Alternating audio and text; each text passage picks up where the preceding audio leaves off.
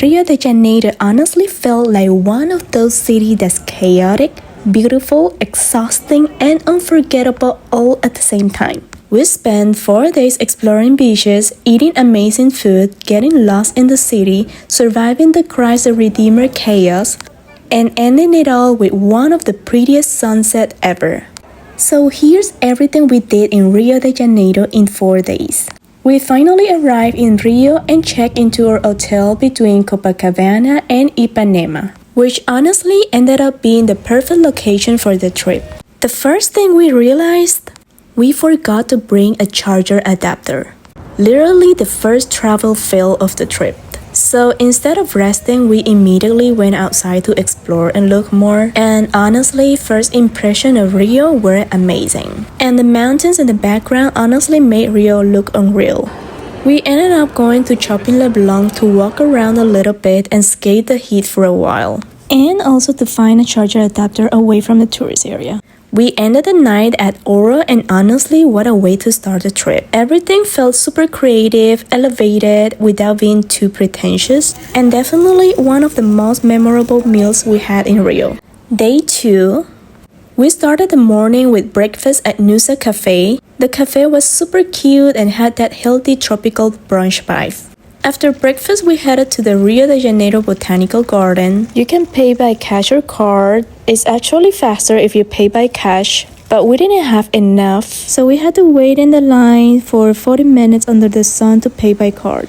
Rio honestly has such a crazy mix of city, jungle, and beach all together. There were giant palm trees everywhere, tropical plants, and it felt peaceful compared to the beach areas. Then walking around, we were so impressed to see this spiky palm tree, which reminded us of the Pluribus series. Then we walked over to Parque Lage. This place is beautiful. The old mansion with Christ the Redeemer in the background honestly looks even prettier in person. Definitely one of the best photo spots in Rio. For lunch, we went to Henriqueta. Everything tasted super fresh and comforting after walking around all morning in the heat. Then we went back to the hotel and headed to the beach to enjoy it and just left everything in the room. So I didn't really record anything for this part. For day 3, this was probably our most chaotic day in Rio. We booked the tickets for Christ the Redeemer ahead of time, but turns out we misunderstood the timing. We reserved the ticket online to save time. And then what did it say that we needed to be here at 30 minutes before, and then at least, so we got I thought it was like 30 minutes between our boarding time. 30 minutes between our boarding time and 30 minutes before, that's what we thought. And we missed our time entry, so now we're just in the long line. Apparently, you needed enough time to wait in line like 1 hour earlier and check in 30 minutes before departure. And because of the confusion, we lost our reserve entry. So instead of walking straight in, we ended up waiting in the regular line for almost 2 hours. But honestly, once you finally get up there and see Christ the Redeemer in person, it still feels worth it. The views over Rio are incredible. The site was crowded and it was almost impossible to take a good picture without anyone behind you. But if I could do it again, I'd probably go later in the afternoon, because when we came down around 1 p.m. there was basically no line anymore. So maybe mornings aren't always the best idea. And in my opinion, I don't think there will be a time where you can beat the crowd. This is one of those places that is always going to be crowded. And to make the visit more worthwhile, we stayed up there a little longer, sink it in, digest the view, do like a mental memory photograph. And to think that we just unlocked one wonder of the world, it made us so happy. Look, this is the bath of Christ the Redeemer, and if you ever wonder what's under the statue, here is it. This is a little chapel. You can pray here and give some donations. After that, we headed to Santa Teresa and explored the historic area. Then we visited Escadaria Selarón. It was crowded but definitely worth seeing in person. The tiles from different countries were really cool to look at.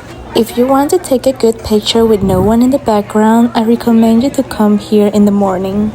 We also stopped by the Metropolitan Cathedral of Saint Sebastian, which honestly looks more like a sci-fi building than a cathedral. Then we continue walking through downtown Rio. We check out the Fundación Biblioteca Nacional.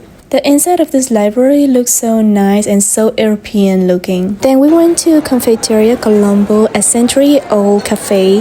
The architecture is so stunning. It felt like stepping into another era. It's so beautiful with its Art Nouveau decoration. And the food and dessert is not so charming. Then we walked toward Plaza 15 de Novembro to check out the Isla Fiscal from afar. By the time we reached Museum of Tomorrow, it was already closed. Honestly, we were exhausted at this point because we had basically walked the entire city all day. We kept exploring and ended up near Largo de San Francisco de Praia. Walking toward that area, it felt a little sketchy, especially falling into the night. But there were also some really cool bars, street food, and restaurants around the area. And we had dinner at Carretão Ipanema Classic Grill. Last day in Rio. For our final morning, we went back to the Copacabana side to enjoy the beach one more time. We left everything safely at the hotel and only brought the room key with us, which honestly made the beach time way less stressful. After showering and checking out, we stored our luggage at the hotel and headed to Fort Copacabana. We checked the museum inside, and there are huge canyons, small canyons, and ammunition displays to use to protect the fort on the Copacabana beach. This historical site offers stunning views of the Copacabana beach and coastline, and it has an interesting military museum with well-preserved artifacts.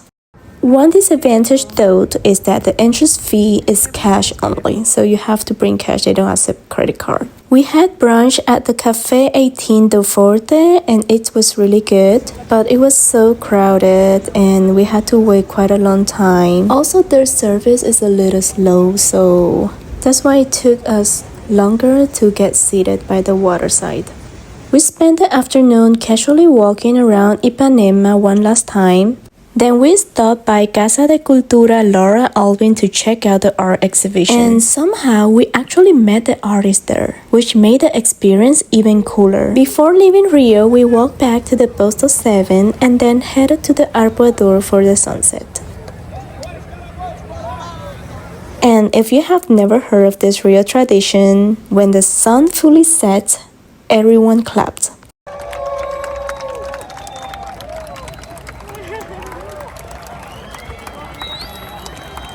And honestly, it was such a wholesome moment. Definitely one of my favorite memories from Rio.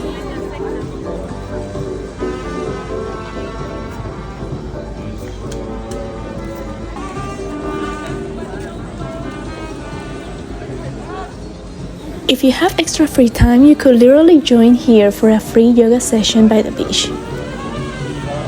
For our last dinner in Rio, we went to Belém, Amazonia. We were genuinely surprised by how different the Amazonian flavors were compared to the rest of the food we had during the trip. Everything tasted so unique and flavorful. Definitely a perfect last meal before leaving Brazil. If you enjoyed this Rio vlog, don't forget to subscribe because the next stop is going to be very different from Brazil.